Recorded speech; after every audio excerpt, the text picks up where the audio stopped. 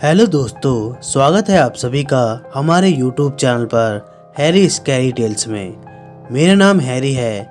आज मैं आप सभी के लिए एक और सच्ची और बेहद डरावनी कहानी लेकर आया हूँ। ये कहानी हमें भेजी है राहुल हलगर जी ने। और दोस्तों, आप भी हमें स्टोरी भेजना चाहते हो तो स्क्रीन पर दिखे हुए नंबर या हमारी इंस्टा आईडी पर भेज सकते हो। तो चलिए दोस्तों, कहानी को शुरू करते हैं। मेरा नाम मुकेश है। नगर गांव का लड़का हूँ। मैं आधी रात को जंगल में जाकर लौट सकता हूँ। अमावस के गांव के शमशान से 100 जलाने वाली लकड़ियाँ न जाने कितनी बार लाया हूँ, परंतु मेरा डर है केवल दिल्ली शहर से, जहाँ 2 कदम बढ़ाने पर लोगों से धक्का लगता है। इलेक्ट्रॉनिक लाइट के कारण दिन है या रात समझ ही नहीं आता। वहीं पर एक रात जिस मुसीबत में पड़ा था क्या बताऊं। नई दिल्ली शहर में शाम के बाद निकलना इससे डरने की बात नहीं। मेरी ये बात सुन सब हंस पड़े। तो सुनो फिर बताता हूँ। कुछ महीने पहले कुछ किताब और सामान खरीदने दिल्ली गया था। सोचा था एक दिन में ही सब कुछ खरीद रात की बस से घर लौट आऊंगा, लेकिन दिल्ली जाने पर इधर उधर ना घूमकर कैसे रह जाए। पहला दिन इसी में कट गया। दूसरे दिन बुक मार्केट जाकर किताब और कुछ सामान खरीद लिया। कोई बड़ा सामान नहीं था। एक बैग में सभी किताब भर के एकदम सीधा दिल्ली स्टेशन पर जाना ही ठीक होता, लेकिन तुरंत ख्याल आया, सोचा एक बार आशीष के साथ मिलकर आऊं। आशीष हमारे गांव का ही लड़का है। स्कूल में मेरे साथ पढ़ाई की और कॉलेज में भी कुछ साल हम दोनों पढ़े थे। अवश्य ही आशीष ज्यादा दिन नहीं पढ़ा। बहुत ही इमोशनल लड़का है। किसी काम में बहुत दिन तक सब्र करने का धैर्य नहीं था। बचपन से ही दूर की सोच। बचपन में घर से भी बहुत बार भाग चुका है। बड़े होने पर भी उसका ये स्वभाव नहीं गया। बातचीत नहीं, कुछ नहीं। एक दिन हम सब ने सुना कि महाराज हरिद्वार चले गए। उस बार किसी तरह हम सब कॉलेज के रजिस्टर में छुट्टियों को कम करके रखा, लेकिन ऐसा कितने दिन रखा जाए। साल के अंत में परीक्षा के समय हमारी छुट्टी घटने के बाद भी कॉलेज में इतने कम दिन आए कि उसकी परीक्षा देने की अनुमति असंभव। हम सब दुखी हुए। लड़का इतना अच्छा था और फ्रेंडली था कि हम सभी उसे पसंद करते थे, लेकिन आशीष को मानो बहुत अच्छा लगा कि उसे अब परीक्षा नहीं देनी है। बोला तब और क्या, जा रहा हूँ बंगाल की खाड़ी और अरब सागर घूमकर आता हूँ। फिर महीनों आशीष गायब। हम लोगों से उसका मन कुछ लगा था। ये पृथ्वी बहुत ही बड़ी है, इसी आनंद से उसका मन भरा रहता था। पृथ्वी के इस बड़े जंजाल में पथ पथ घूमकर उसके ओर देखने की आशा नहीं मिटी थी। जिन सब देशों को उसने नहीं देखा उनके बारे में वो इतना मगन होकर बोलता कि हमें कभी कभार मोह लग जाता। ऐसा लगता इस छोटे शहर के छोटे जाने वाले रास्ते पर अनजाने से जीवन का कोई मतलब नहीं है। रास्ता जहाँ समाप्त है, आसमान का जहाँ किनारा है, वहाँ खड़े होकर गहरी सांस न लेने पर बचना ही असंभव है। हमारे ये क्षणिक मोह कुछ मिनट के बाद ही कट जाता, पर आशीष का ये सब मोह कुछ भी नहीं था। ये था इसका नशा। उसका कहना था कि धरती पर बहुत कुछ है जो आपके आने का इंतजार कर रहा है। 7 महीने पहले मेरे घर के पते पर एक चिट्ठी आई थी। बहुत दिनों बाद एक गली का पता देकर बताया था कि बहुत जगह घूमकर वो दिल्ली में इस पते पर है, मैं जाकर उससे मिल लूं। इतने दिनों बाद उसके बताए पते पर जाने पर वो नहीं मिलेगा। ये जानते हुए भी एक बार जाने का मन किया। घर का नंबर भूल गया था पर गली याद था।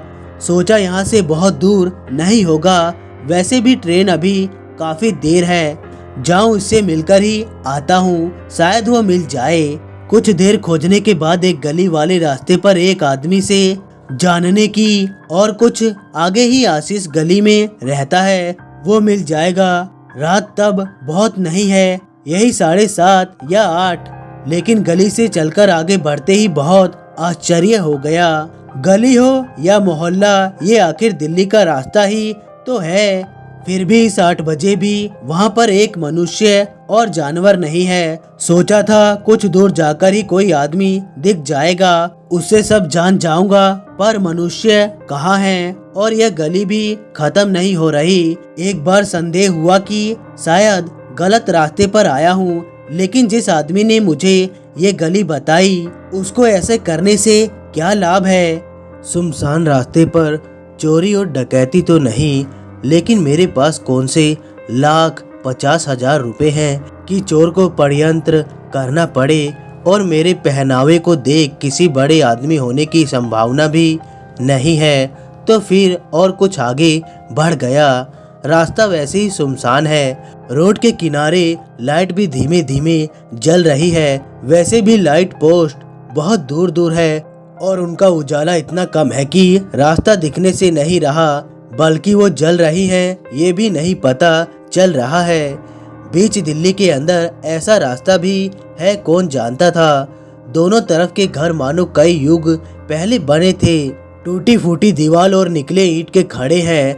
ना तो एक भी घर में लाइट है और ना ही जनमानस के एक भी शब्द।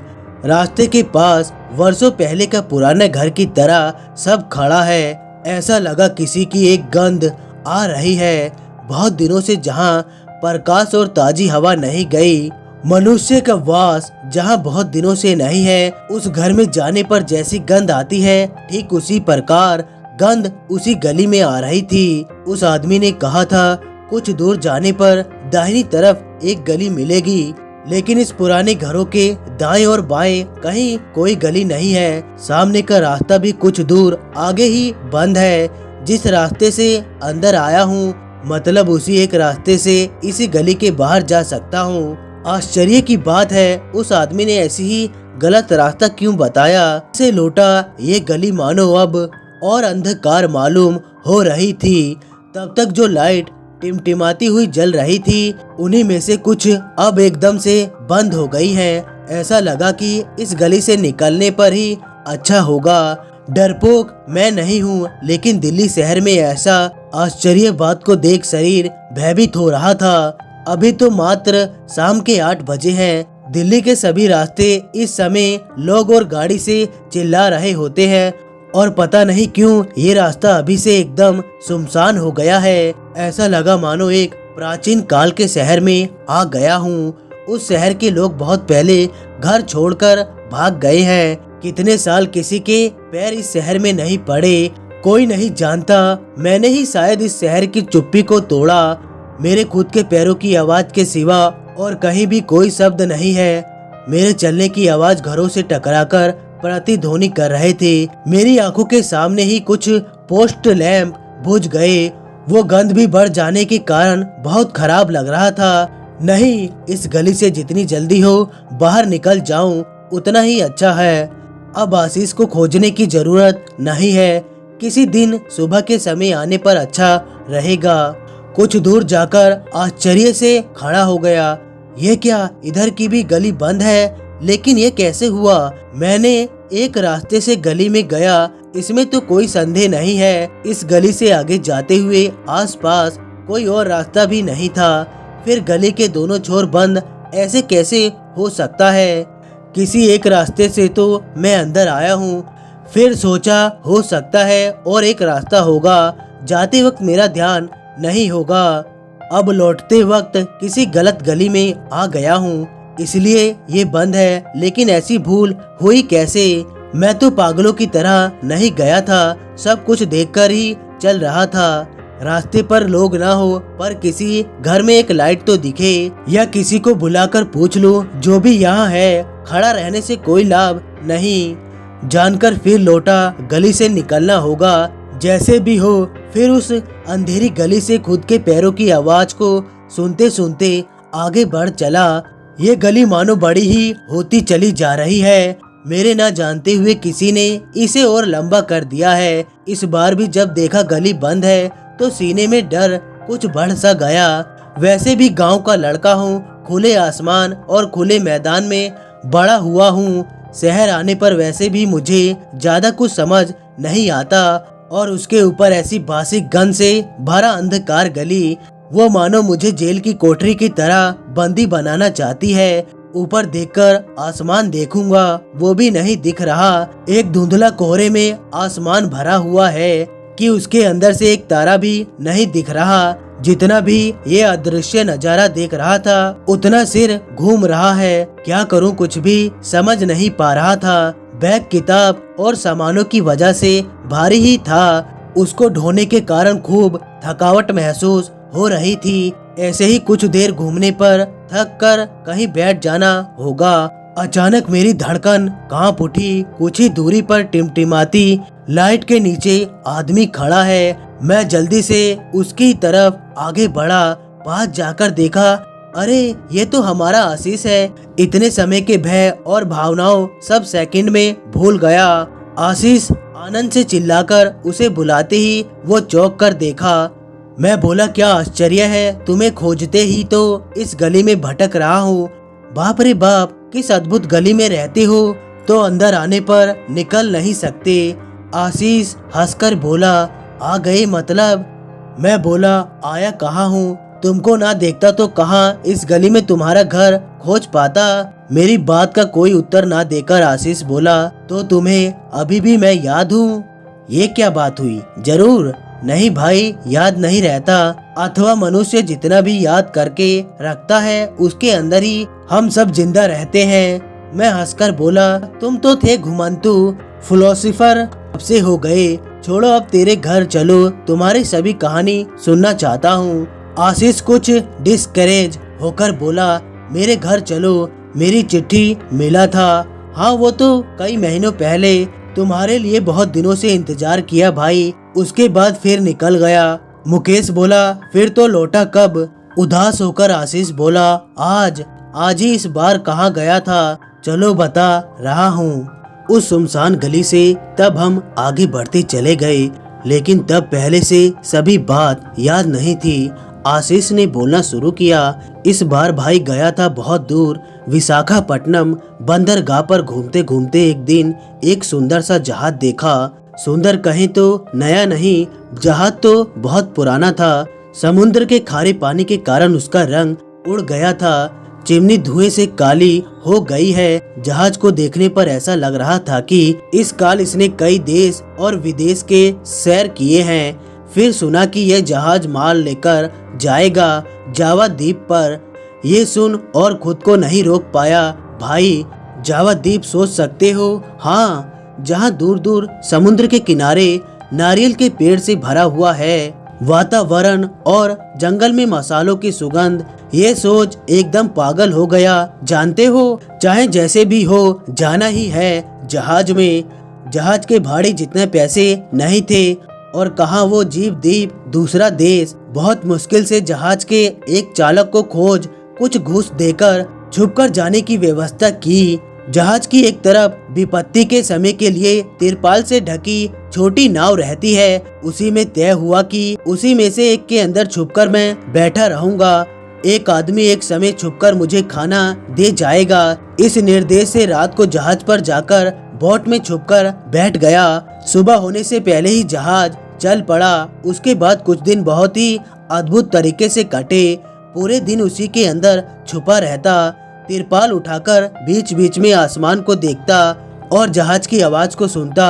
आधी रात को जब सब आराम करने चले जाते, तब कुछ ही लोग वहां होते। उसी समय निकलकर जहाज की रेलिंग के पास खड़ा होता था। ऐसे ही कुछ दिन बाद जावा पहुंचा। पहले से तय था कि सभी जब उतर जाएं, तब वो चालक किसी तरह से मेरे उतारने की व्यवस्था कर देगा। लेकिन बंदरगाह पर जहाज के जाने से एक दिन पहले ही वो बताकर गया कि ऐसे करने का कोई उपाय नहीं है। ये माल उतारने के बाद ही तुरंत जहाज चेकिंग के लिए जाएगा। वो आदमी जो मुझे खाना देकर जाता था, उसने उपाय बताया कि जब सभी जहाज को बंदरगाह पर भिड़ाने में लगे होंगे, तब किसी तरह मैं पानी में उतरूं और आगे तैर कर जाऊं तो बच सकता हूं। मैं इसी में राजी हुआ। अगले दिन जहाज किनारे पर लगने की व्यवस्था हो रही है। उसी समय छुपकर बोट से निकलकर मैं नीचे उतर गया। जहाज की दूसरी तरफ रेलिंग से जाकर नीचे कूद गया। नीचे कूदा वो तो ठीक है, पर उसी समय जहाज किनारे से टकराने के कारण कुछ इधर आना शुरू किया। जहाज के पैंडल से पानी की बड़ी लहर उठ पड़ी। उस लहर में बहुत खिंचाव था, किसी भी तरह उसे नहीं निकल पाया और सीधा जाकर उस घूमते पैंडल से धक्का लगकर नीचे की तरफ चला गया। मुकेश चौंक कर बोला, फिर क्या? उसी पैंडल का धक्का कितनी जोर से लगा है देखोगे? सामने एक स्ट्रीट लाइट जल रही थी। उसी के पास जाकर आशीष ने शर्ट ऊपर करके दिखाया। ये क्या? शर्ट के नीचे तो कुछ भी नहीं है, एकदम साफ, कुछ भी नहीं। फिर ठीक से देखा, देह नहीं है, कुछ भी नहीं है। उस तरफ की लैंप पोस्ट को मैं साफ देख रहा हूँ। ऊपर की तरफ देखा, आशीष का सिर नहीं है, कुछ भी नहीं। डर से चिल्लाकर बैग को हाथ में लेकर दौड़ना शुरू किया, लेकिन जाऊं कहाँ? जिधर भी जाता हूँ उधर गली का मुंह बंद है। चिल्लाते हुए एक पुराने घर के दरवाजे को पीटने लगा। कोई है, कोई है, अंदर कोई है। दरवाजा झनझना उठा, पर किसी की कोई आवाज नहीं। चारों तरफ अंधेरा। तभी मुझे ऐसा लगा मानो ये गली मेरे चारों तरफ सिकुड़ते हुए बढ़ रही है। सब जगह एक दुर्गंध। उसके बाद मुझे और कुछ याद नहीं है। जब होश आया तो देखा कोई एक आदमी मुझे बोल रहा है कि साहब उतरिए, दिल्ली बस स्टैंड पहुंच गए हैं। Delhi bus stand? आश्चर्य होकर देखा मैं अपने बैग के साथ एक रिक्शे पर बैठा हुआ हूँ। सामने दिल्ली बस स्टैंड। उतरकर रिक्शे का भाड़ा दिया, लेकिन कब और कैसे मैं रिक्शे पर चढ़ा कुछ भी याद नहीं कर पाया। फिर कुछ दिन बाद खोज लेकर पता चला कि ठीक 4 महीने पहले जावा के बंदरगाह पर आशीष ठीक उसी तरह मारा गया था।